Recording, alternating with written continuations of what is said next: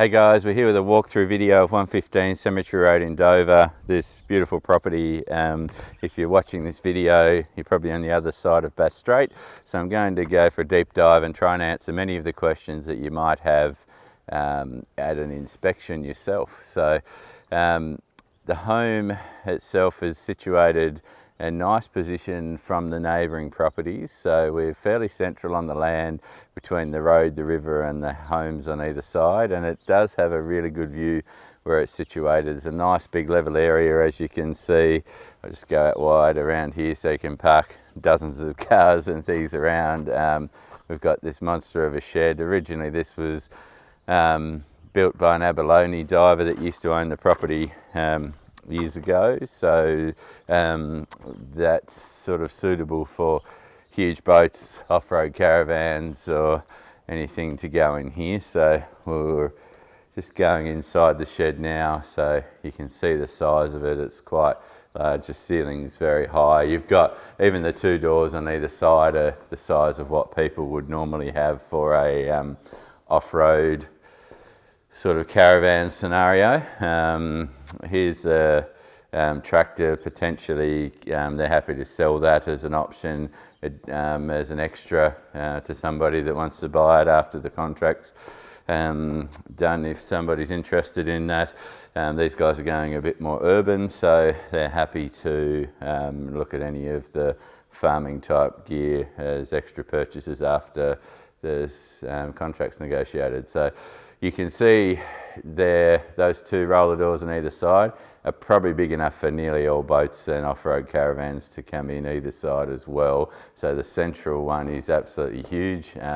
You'd probably fit a medium-sized bus or a small truck in here quite easily with that size. So yeah, really cool shed, and we'll go for a wander around outside of the shed. So this side of the property, you have this annex on the side of the shed, so that lean-to, again, you could park a vehicle, use that for wood storage, tractor implement storage like the current guys have got. So again, a lot of those things are up for grabs potentially to whoever buys it if they're interested. We've got one of the main tank here, so it's quite a large water tank, that one. So I think by memory they're about a 25,000 litre, that tank itself. And then we'll coming around to the back of the shed, we've got some more water tanks. So we've got a couple there I think are about 10 or 1,000 litre or 12, that one, and then a smaller about 5,000 litre. So we've got a huge catchment between the house and the shed here. And then some compost bins, a chook house, pretty cool chook house. We've got lots of happy chickens in here.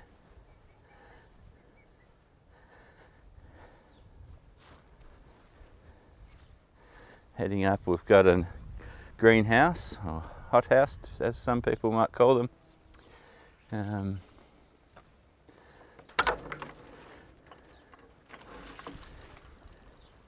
So here we are, midwinter. Got some coriander, tomatoes and things going quite well in here.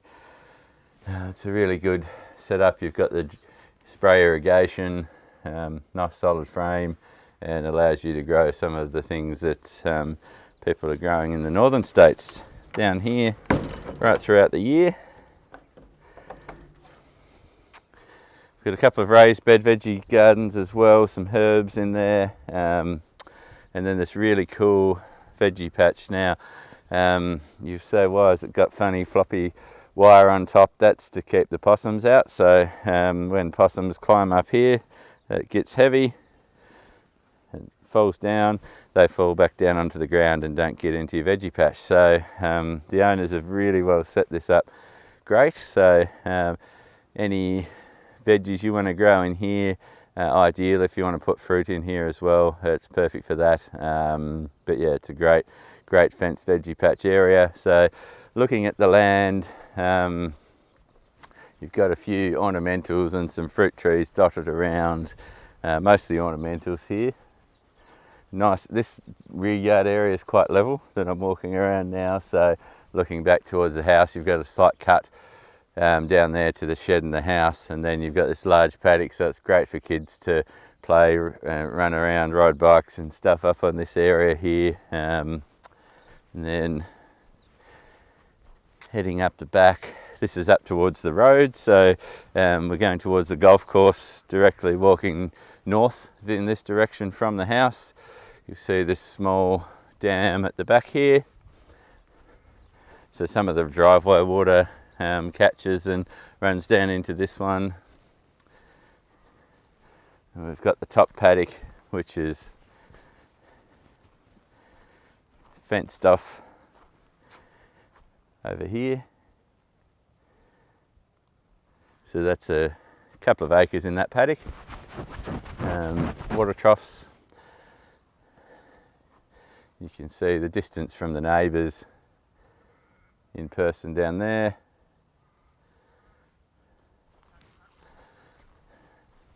Nice combination of gum trees, blackwoods, some she oaks. It's a few different Tassie natives and ornamentals scattered around here. So while it's mostly pasture, you do have a lot of mature trees, which again are hard to replace, I guess, because they take a long time to grow. That's something that yeah, is fairly nice to have with this tree line driveway. You've got proteas here and waratahs and leucadendrons and things like that up and down the side of the drive as well. I'm just going to walk up to the drive and explain a bit more about the property to you here. Sandy's coastal soil, you probably get a bit more of an idea there. It's well drained, but Dover does have quite a high rainfall.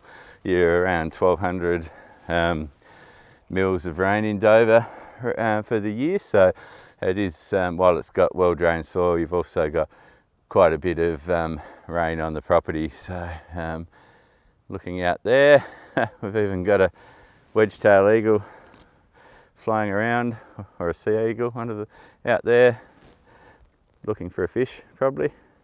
Some sheep in the paddock.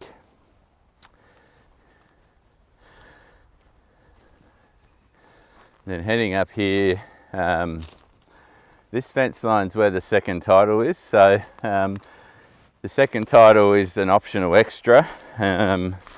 The owners are happy to keep that, but they're more than happy to sell that to whoever purchases the property, and yeah, have that as an option to buy. So we'll go for a walk in there.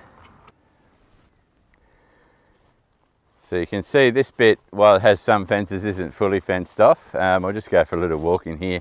This title is an acre, or around an acre, and you do still have a nice view.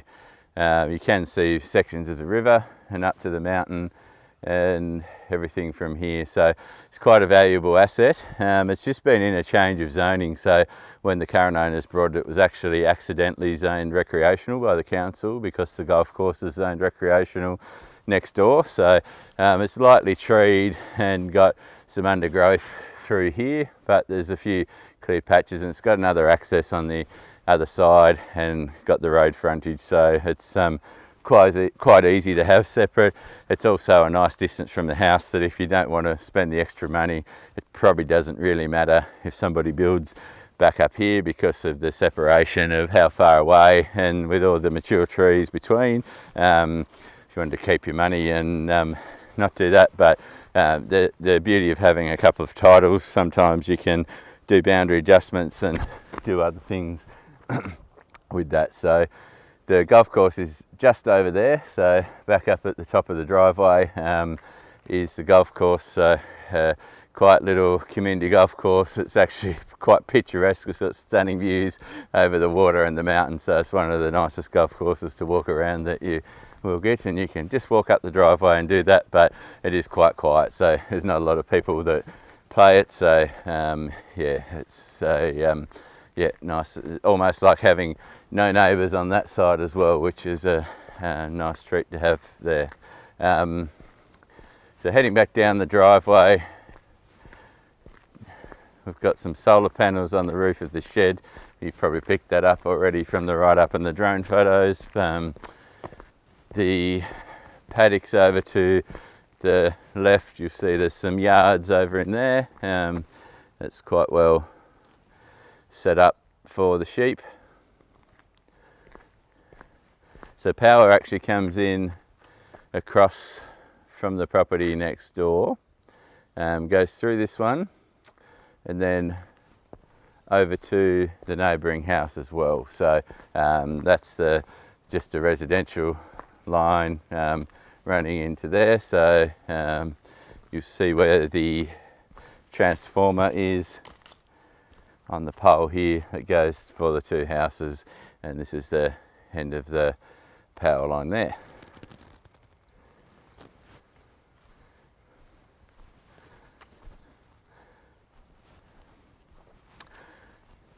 So we've got a lot of colour. It is probably the worst time to show you time of year with the garden because all the beautiful deciduous trees aren't out right now, but some of the photos that we have online were taken at a different time of year, so you can see how it looked at that point and yeah, give you an idea of how the inside and outside combine in the different seasons that we're looking at this one and yeah, a couple of months ago. So back down near the house we've got lots of fruit trees. They've fenced off this area. There's a couple of rows of fruit trees. This spalia, the drippers, this is all in the house yard, so it's yeah, going to add lots and lots of fruit to your table, but also combination of colour throughout the different seasons with the yeah, yellow and orange leaves through the autumn and things as well. So it's quite a pretty area through the summer and autumn time. You'll see the house, it's a larger clay bricks, so they're yeah, not a conventional brick. The home was built to look like it was a 1910-20 era home, so it has got the bay windows and a lot of timber doors and windows. You've got some aluminium in the bay windows and things there, but mostly timber throughout the whole property. Big wide verandas with the bull nose on them, which again makes it look like it would have been built back in that era. Again, looking at the shed for a bit of context. And we might pop inside and show you around the inside of the home. So I stepped inside and you see the beautiful Tassie oak floors and ceilings. It's got lots of native Tasmanian timbers. There's blackwood and Tassie oak throughout a lot of the home. The LED downlights and normal lights, so you've got a combination of lighting. The timber, so you've got the white walls which help bounce some light around, but the timber does sort of absorb a bit of a light, so they've got lots of lighting combinations to allow you to be flexible with how you want to light the home. But one thing I find with such nice views, because of the darker, it allows you to look out from inside quite well. So with looking up to the mountain in this direction, out to the river from the kitchen window is pretty special. So we've got a wood fire centrally located in this living dining kitchen area. The kitchen features stone finishes on the tops of the benches. Heading out here, this beautiful big timber window that looks right down into the river, out under the back deck and over the fire pit area, and the fruit orchard out there. So that one area you're looking at, that's where it's really easy access in a little spot to pull boats and kayaks and stuff in and out. So if you've got kids or people playing down in there, you can sit in the kitchen window and keep an eye on them down there, or watch the sea eagles going and diving for fish. So the fittings, you see it's got a nice big belling stove with the gas top and electric oven. So the new dishwasher, kitchen tidy area there. Actually, I might go into wide angle so you can see a bit more of everything that I'm talking about. Double sink with the draining board. Lots of storage. So it's quite a large area. Looking back, at where we've been so far.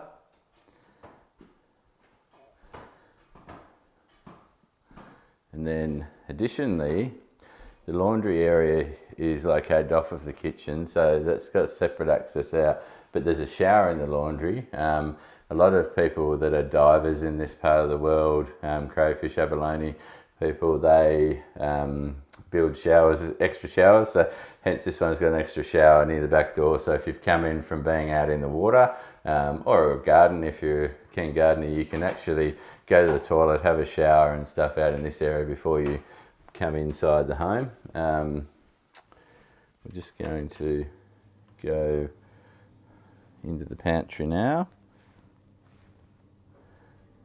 So the pantry is quite large. That's located, so again, if you pull up, you can unload into the pantry from your car straight off of the veranda, and you're not carrying your shopping too far. Got a lovely LED light window out onto the veranda there.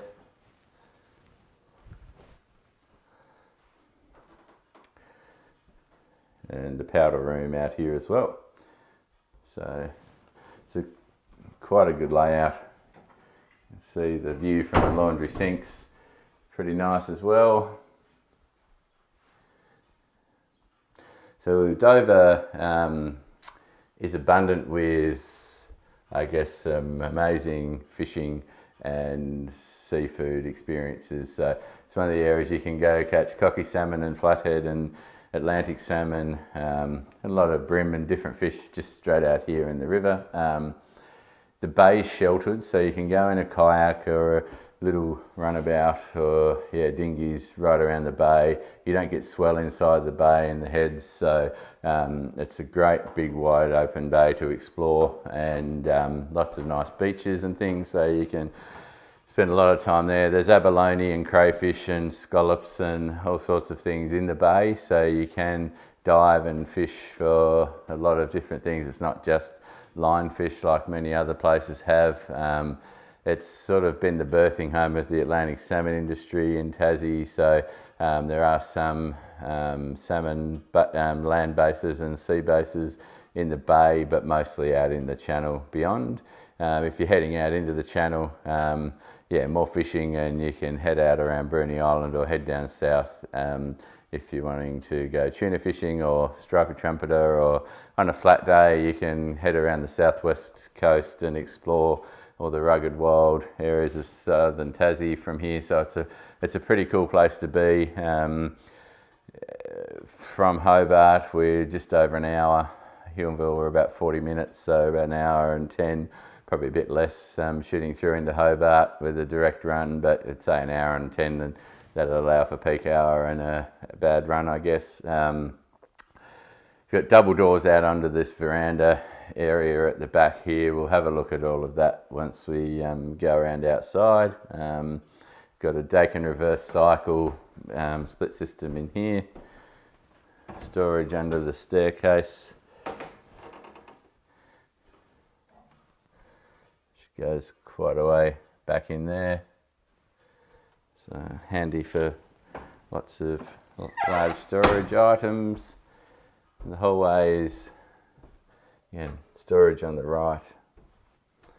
We have a nice large master bedroom on this side, so that's got the double doors here, so it's quite flexible. So this one you do have the ensuite in here, huge shower bay, double shower heads, large vanity,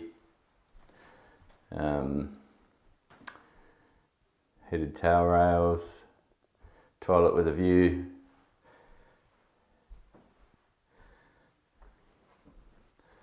And as we're heading through into here, you've got the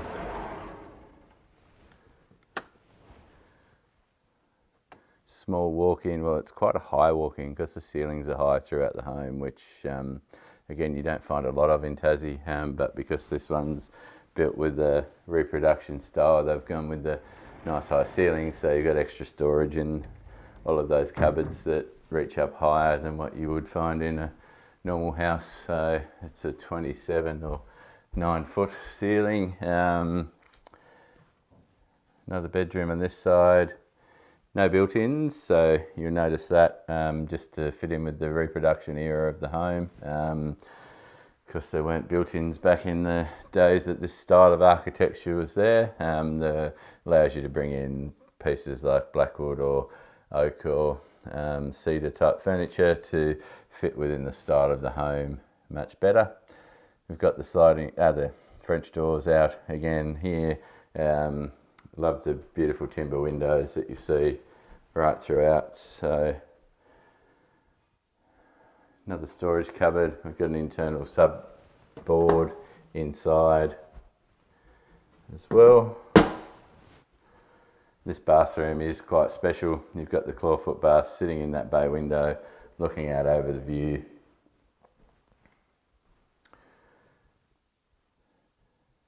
Again, the toilet, shower fittings, pedestal basin, everything has been designed to fit the style, tapware.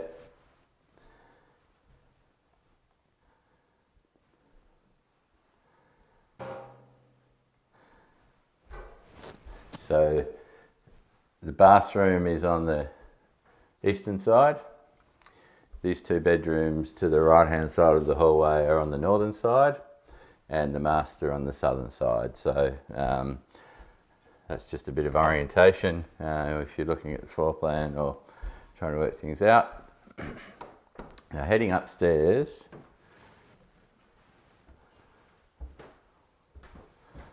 we've got a lovely Tas oak staircase.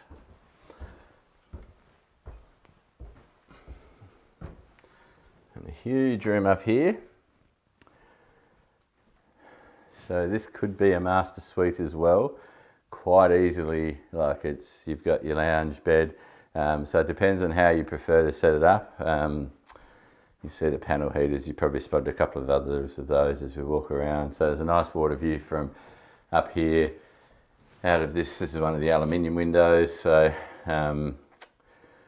lovely water views from upstairs and heaps of space. So depending on how you want to set this up, if you want a home office, you want to section this into bedrooms, you want to put another ensuite up here, there's actually a lot of room. So it's probably as big as 2 large rooms or 3 smaller rooms in this space.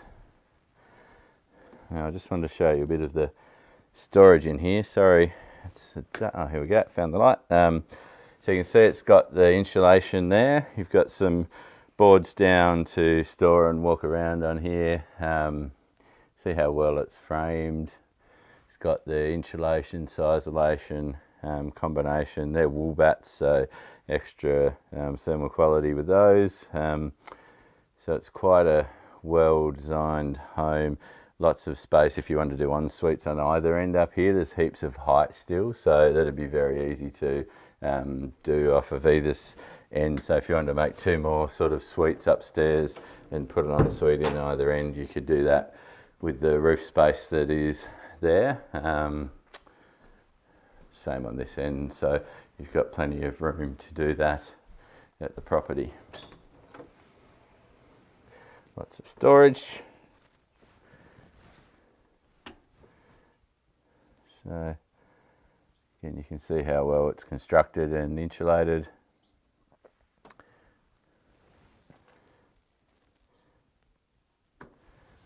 So it really gives you a bit of flexibility on how you lay out and how you want to live in the home. But at the same time, this is awesome for guest visitors if you want them to be upstairs and have their own space. Then that's a ideal space to lay out and have it like that. So it's really good design. It's I guess the floor plan allows for, like with this living space, the open plan space, and then the formal lounge, which we haven't been into yet, which we're heading to now.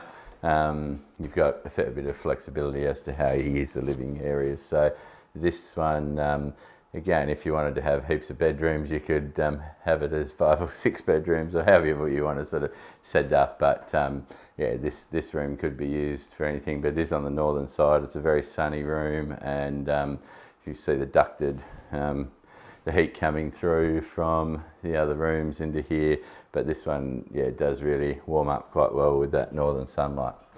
All right, we might head back outside. That's given you a bit of info on inside, and show you around some more of the property. So we're back outside now. That's that laundry door access with the LED lights window that I was talking about from inside. Staircase out here. And we'll head around into the backyard. So you can see those views out to Adamson's Peak. Again, from this direction, the neighbouring home off to the right hand side there. You don't really see, because of the natives that have been planted and the water tank and everything on that sort of western side, it's quite sheltered in that direction, so you don't really know that home's there at all. And the same with the one I'll show you over on the eastern side shortly, but we'll go back to a normal view now we're outside.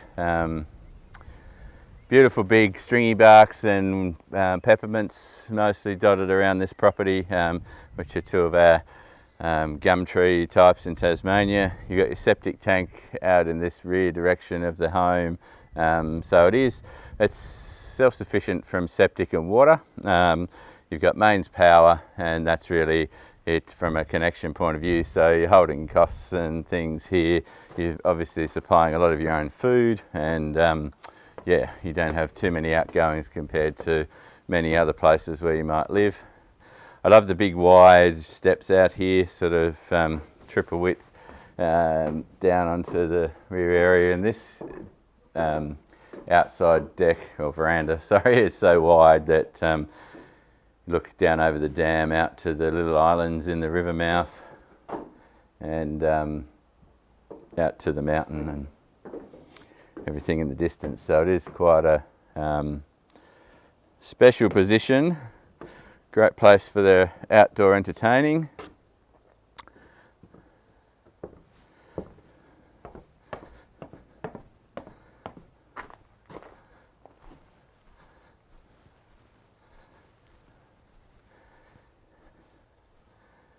Then we've got the dam and down to the riverside area.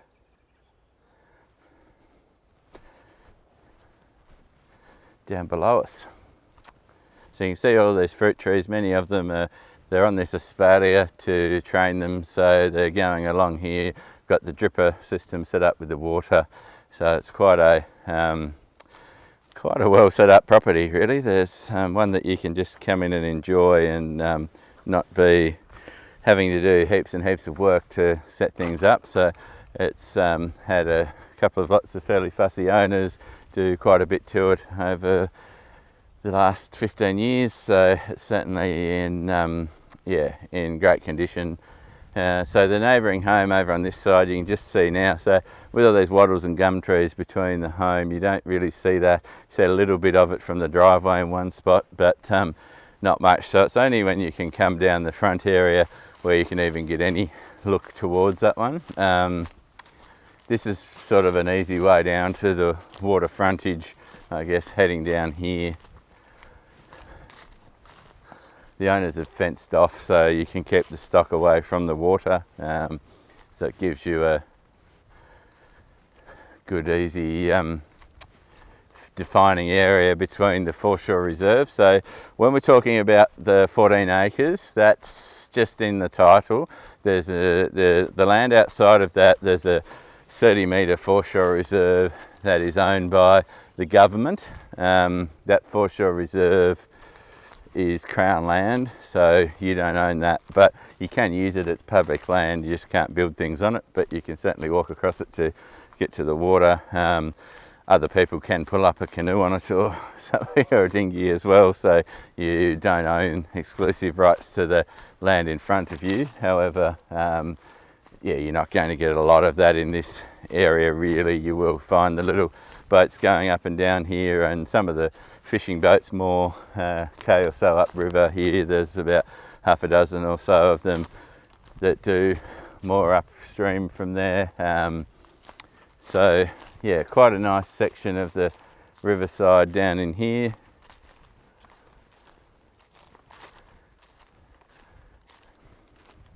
some nice homes. Across the river it's mostly nice homes on similar sized blocks. Some are a bit larger, but yeah, that kind of medium acreage I guess over there,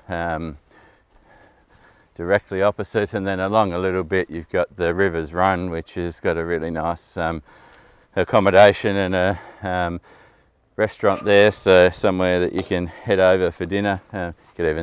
Could even kayak over or take the dinghy and go over for dinner across the other side of the river, so that's a pretty cool spot as well. We're a couple of k's out of the Dover town centre, so Dover does have a few amenities. You've got shopping centre and IGA, Bendigo Bank, takeaway store, bottle shop, and police station, hairdressers, bakery. So there's a few, generous basic shops in the town. It is a really popular coastal area, so you find over the summertime there's a lot of holiday homes in the area, so the population sort of doubles or so over the summer months, and then is a bit quieter over the winter time. So probably half the homes, like I said, are residents and half the homes are holiday. As we head down here, you can see the river, so you can come down here and cast away, catch plenty of salmon. Things in the river just here. It's quite a nice section. It's really private and quiet down in here.